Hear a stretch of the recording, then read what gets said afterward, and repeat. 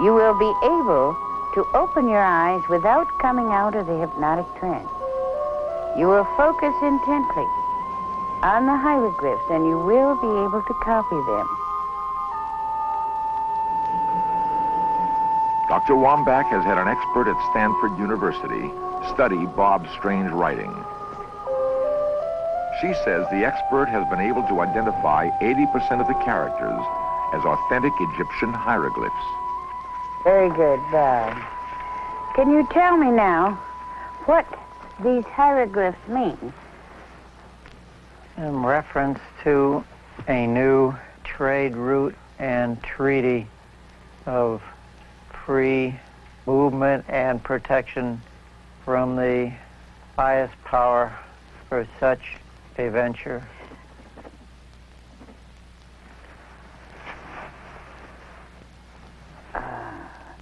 Hi, Bob. Oh. How was it? Not bad. Not bad, huh? Bob is a retired stockbroker. Yeah. How could he write and converse in a language that vanished tens of centuries ago, along with the builders of the pyramids? At the very least, it's a fascinating exercise, this probing of the unconscious mind for scraps of information about past lives. There are more practical aspects to the study of reincarnation. Trauma from a past life sometimes seems to spill over into the present.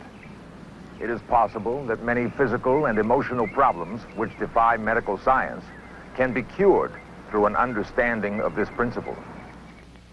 In this lifetime, for instance, I've had a series of, since early childhood, seizure type of things that occurred that doctors and priests couldn't explain.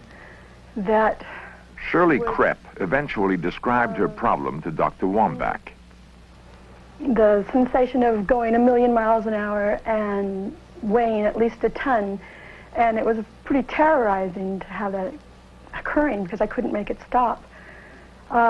During the session where I was regressed to the lifetime as a girl named Maria, this particular seizure started to occur while I was under hypnosis.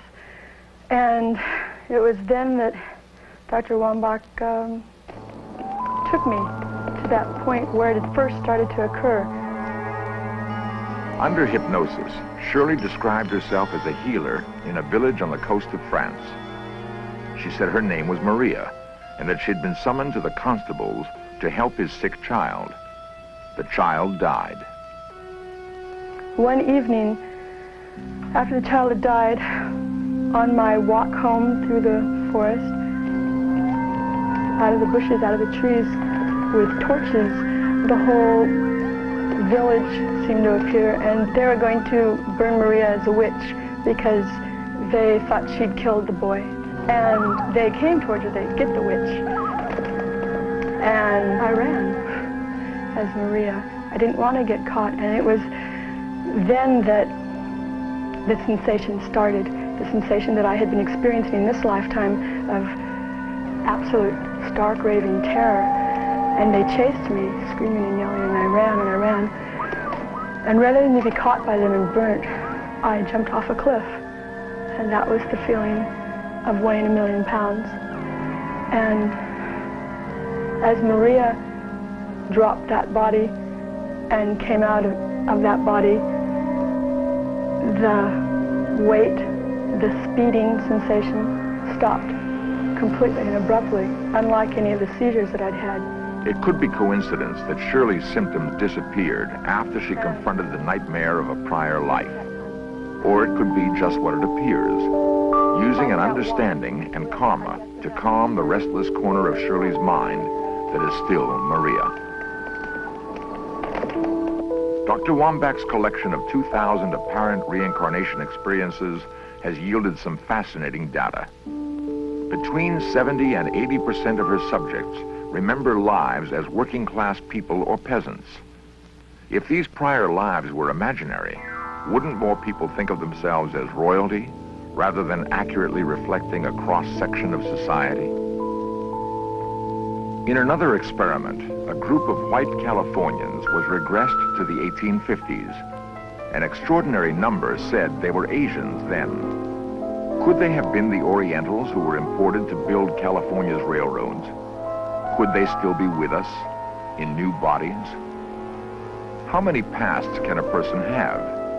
The work of other investigators may suggest an answer. The old Chestnut Inn in Kent, Connecticut has a history as rich as its setting. Ruth McGuire has quite a history of her own. It appears she may have a number of histories. I've had very strong feelings about the year 1857 and India. When I was just a child, I picked up a 10-cent piece. I felt terribly depressed. The date meant something to me. Ruth had heard of Professor Hans Holzer, parapsychologist and author. She invited him to probe her mind for a meaning to the date that bothered her. Using hypnotic regression, Professor Holzer had enjoyed success with similar cases before. Your name is Ruth McGuire. I want you to go back with me 10 years, 20 years, 30 years, 40 years.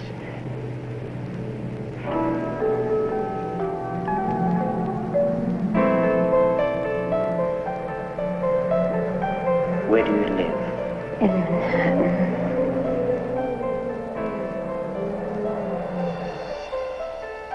You are now 10 years old. You are now 9 years old. You are now 7 years old. You're 7 years old. You're 7 years old. You are Ruth McGuire. You're 7 years old. Where do you go to school? St. Nicholas of Tolentine. What is your favorite teacher's name? Sister Bonaventure. What does she teach you? Oh, poetry. She declaims poetry. You are 7 years old. You're 6 years old. You're 5 years old. You're 4 years old. You're 3 years old. You're 2 years old. You're 1 year. You have just been born. I want you to go back beyond the threshold of birth. You're -5, -10, -20. What do you see?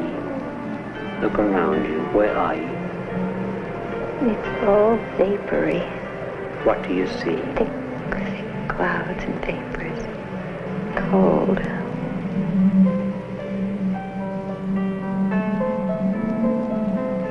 Oh, yes. I know where I am now. Where are you? I'm in England. Where are you? What place? Sussex. Where did your father come from? Horden. It's in the North Riding area.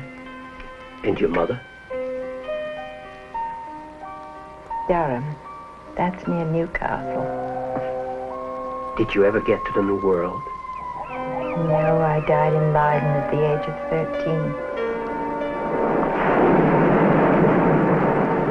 It was like a dam breaking. The bodies screaming, shouting, pillaging. I ran and hid. Next, Ruth recalls another life and a crisis in a distant land. I always dreaded being sent away. Where were you sent? We went to India, Where in India? Calcutta, and then another place where there was an uprising.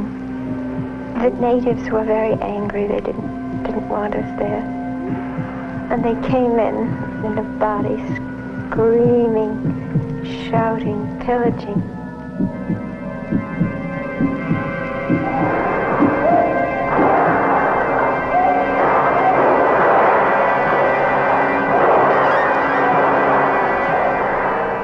Professor Holzer feels he can probe even deeper into Ruth's multiple past lives.